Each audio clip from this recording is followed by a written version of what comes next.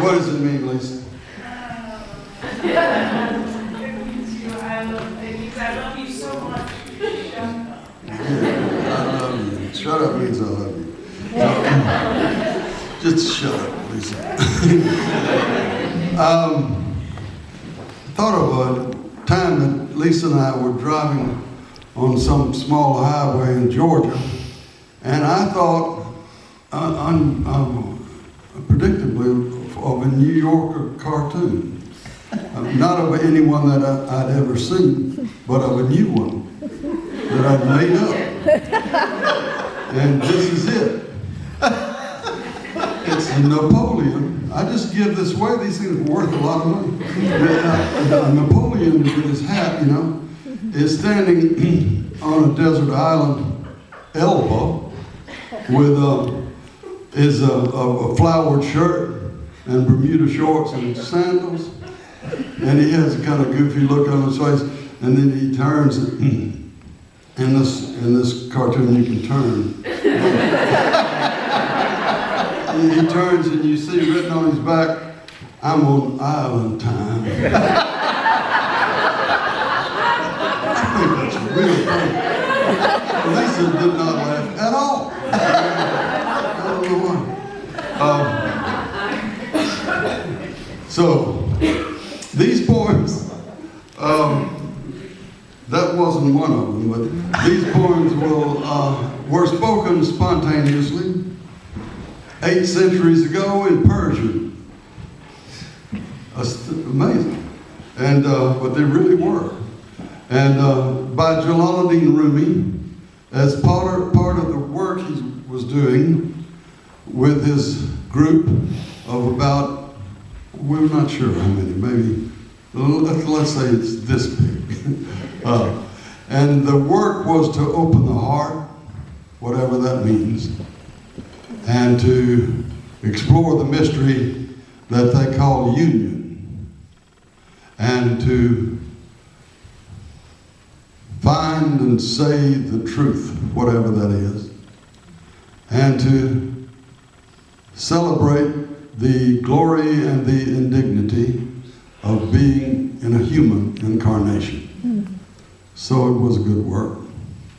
And they used poetry, and they used music always, and movement. They would do that turn, that moving meditation they call the turn. And they used fasting and feasting, and walking, and tending the garden and the orchard, and they watched a lot of television. Sometimes I surprise them. And they smoked cigars. They did anything that human beings do. And they used whatever they do as a lens to look into the growth of the soul. And this first poem is about the core of longing in every human being. He thinks there is a core, and we don't know what the longing is for. It's probably not for real estate or your own radio program or to play the cello or to forget how to play the cello. So this poem astonishingly says what the longing is for. And he says the longing is for the longing itself.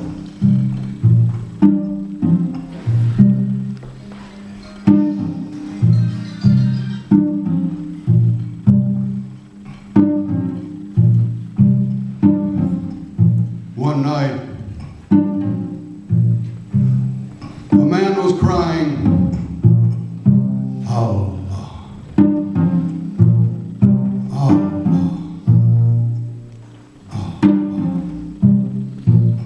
His lips grew sweet with the praising until a cynic said, "So, I have heard you crying out But have you ever gotten any response? The man had no answer for that. He quit praying and fell into a confused sleep, where he dreamed he saw Hitter, the guide of souls, in a thick green foliage. Why did you stop praising? Why did you stop praising? Because I never heard anything back. This longing you express is the return message. The grief you cry out from draws you toward union. Your pure sadness that wants help is the secret cup.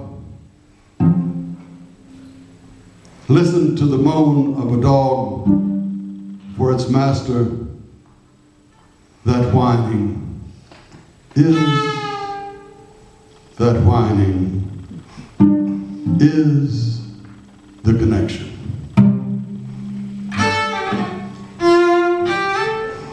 There are love dogs no one knows the names of. Give your life to be one of them. One night, a man was crying. One night, a woman was crying.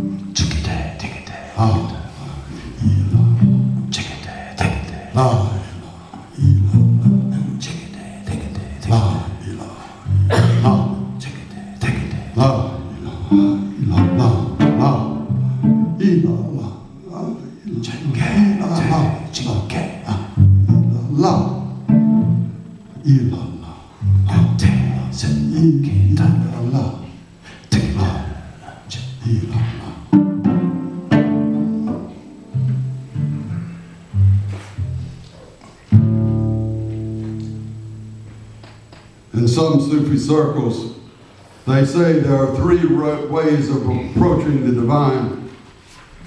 There's prayer, and then a step up from that is meditation, the deep centering, and a step up from that is conversation. I just thought it was a Coleman report. Yeah. He didn't hear about the Sufis, did he? But, the exchange that goes on that a human being is. RUMI says that we're not the nodes of the conversation. We are the various voices having the conversation. It's a very complex view of psychology, of the human psyche. So, they could have used laughing and walking and playing music and looking up words in the dictionary and playing tag and eating pie. They could have used anything, but they chose conversation. And in this poem, it is celebrated what comes of that conversation. They're pretty crucial things. Strength, modesty, eloquence, handsomeness comes of this mysterious inner-outer conversation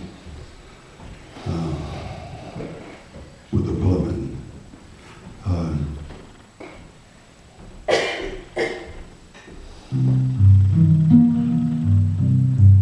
What was said to the rose that made it open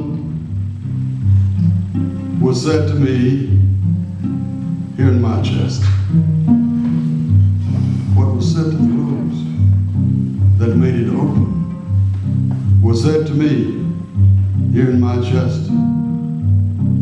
What was told the cypress that made it strong and straight. What was whispered the jasmine, so it is what it is. Whatever made sugar cane sweet.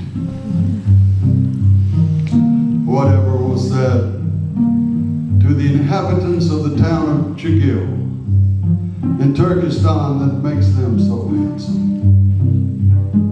Whatever lets the pomegranate flower blush like a human face, that is being said to me now.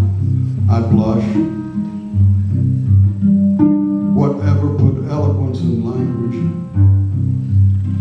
that's happening here. It's such a daring thing to say. You don't want to know what eloquence is? I'm doing it now. Whatever put eloquence in language, that's happening whenever Billy Collins speaks. That's happening here. Tomorrow. Better go back to the church.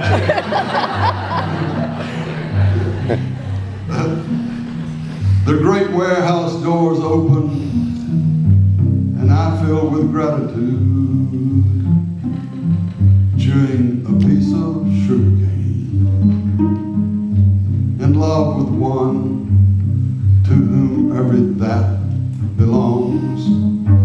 What was said to the rose that made it open, that was said to me here in my chest. What was told the cypress that made it strong and straight. What was whispered the jasmine, so it is what it is. Whatever made sugarcane sweet. Whatever was said to the inhabitants of the town of Chigil in Turkestan that makes them so handsome. Whatever lets the pomegranate flower blush like a human face, that is being said to me now. I blush.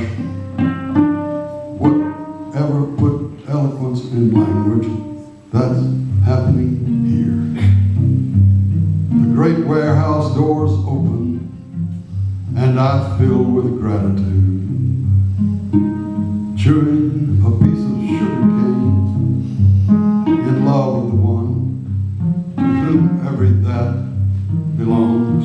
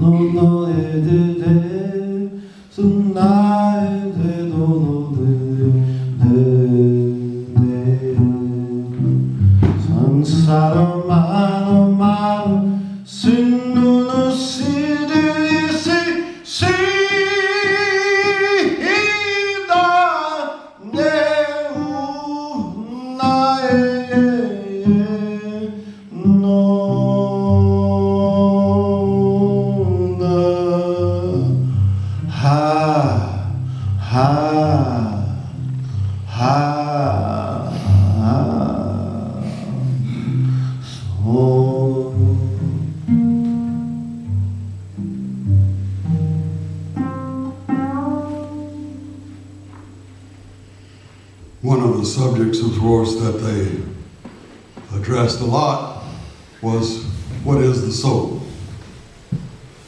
And this next poem gives a very simple answer to that. We'll run through this one time with no music, and then we, at the end, what is it?